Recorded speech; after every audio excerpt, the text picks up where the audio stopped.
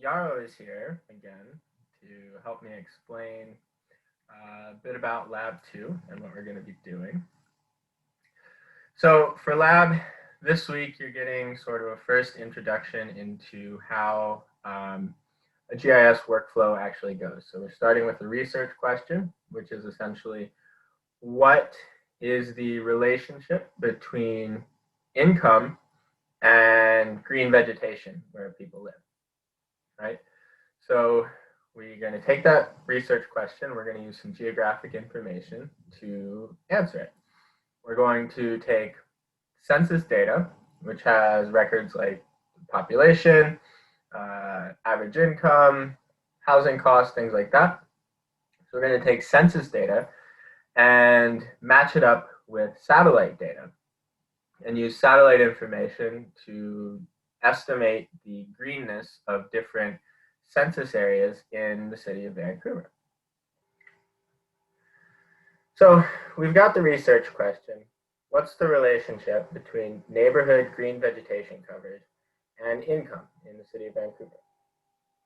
And so the way we're going to answer this question, we're going to estimate vegetation coverage with satellite data, and then we're going to overlay census data on top of that. And then we'll use the relationship between neighborhood greenness and census data. So we're going to plot the relationship between vegetation coverage and income. We're going to run some linear regression analysis, and we're going to visualize our results. So the end result is something like this. We're going to create a map showing the mean NDVI values and a chart embedded within the map showing the total green vegetation area plotted against income levels. So the main learning outcomes for this lab are basically for you to experience a typical GIS workflow, get a first introduction into working with Canadian census data, download data and explore a little bit about Google Earth Engine, which is a really useful resource. Going to work with both raster and vector data, do some spatial analysis to see how they overlap, normalize and classify data, and you're going to work with some charts. So this requires you to sign up for Google Earth Engine. If you haven't done so, please already, please do it now. So I'm going to provide you with the census data that's already processed, and then in a future lab, I'll show you how to go about downloading it. So I'll skip over the census data for now since I'm already providing you with it, and just talk a little bit about what we're going to do with the raster data. So Google Earth Engine is this really powerful tool that I'll explain in just a moment. But we're going to use Landsat 8 data. Landsat is a satellite that collects fairly high resolution imagery of the Earth. So we're going to use Landsat 8 data to calculate something called the Normalized Difference Vegetation Index. Now the way satellite data works is we have satellites orbiting around the Earth, and they collect visible and non-visible light.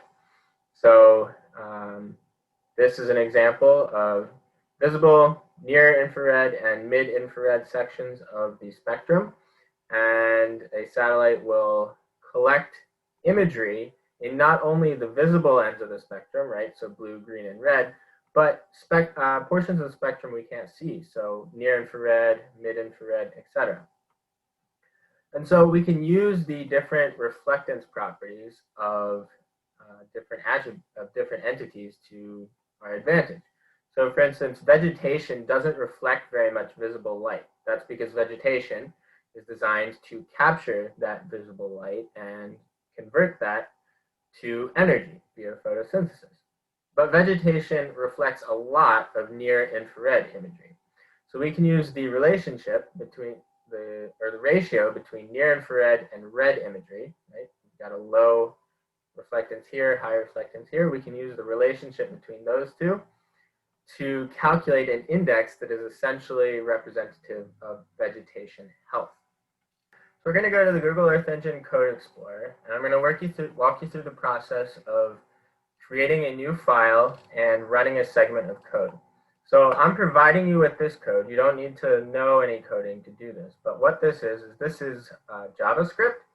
Google Earth Engine has a code explorer that allows you to write code in JavaScript, run queries on the cloud, and query the very large repository of data. So all you need to do is copy and paste this code and paste it into your new file. Once you paste this code into your newly created file, you can run it, and you'll end up with something that looks like this. And so what this is a greenest pixel composite of Landsat 8 data. Basically, the code centers the map on Vancouver. It queries all of the Landsat 8 data, and it filters it by cloud coverage, so we only want cloud-free images. Then it counts how many images we have. You can see the count here. It then adds a function to calculate NDVI, which again, band 5 is the near infrared and band 4 is red. So it creates a code, a function to calculate NDVI and name it. Then it applies that function and generates the greenest pixel image by selecting the highest NDVI value for every cell within the image.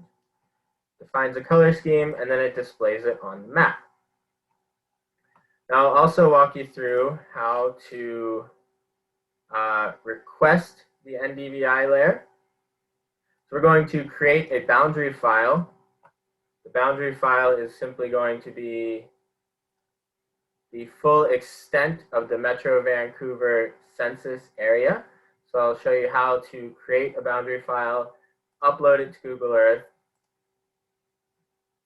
and then you can comment out this section, or you can turn this section of code on if you just highlight it and hit Control \. And once you upload the boundary file, then you will be able to download this data from Google Earth to your Google Drive, and then import it into Arc. So this is a really useful tool. This is just a rough introduction to it, but there's tons and tons of data on Google Earth Engine, and I'll talk a bit more about it throughout the class. So once you get the data, you're going to download the data, bring it in, and we're just going to have you explore it a little bit. So you're going to look at the census data, explore some relationships, do a simple linear regression using a chart. And then same thing, you'll import the NDVI image. So when you download the NDVI image, this is what you'll end up getting. And so this is just the greenest pixel over the last 10 years or so for every location across Vancouver. And so you can see the water is not very green, so it's highlighted in black, whereas the greenest vegetation, the farmland and forests, are in white. So you'll classify the NDVI image, do some spatial analysis. We're going to work with two different spatial analysis methods. I'm going to show you one called Zonal Statistics, where you can take a vector layer, overlay it on a raster layer, and extract certain values like the mean, the range, things like that. And we're also going to convert from raster to polygon data, and then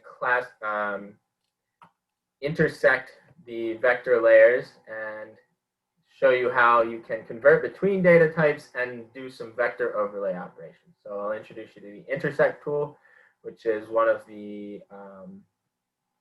most frequently used tools in GIS.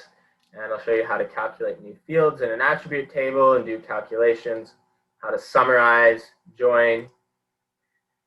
I'll walk you through data normalization, which is just the process of standardizing one variable by another. So we're going to calculate the total area of green vegetation per census unit, but census units aren't all the same size. So if you have a larger census unit, then it would make sense that you might have more green vegetation. So a better measure would be what's the percentage of green vegetation per census unit. So we can calculate that very easily by simply dividing the area of green vegetation by the total area of the census unit. And then lastly, I'll have you create a map with a new layout, insert a chart on your map, and submit it.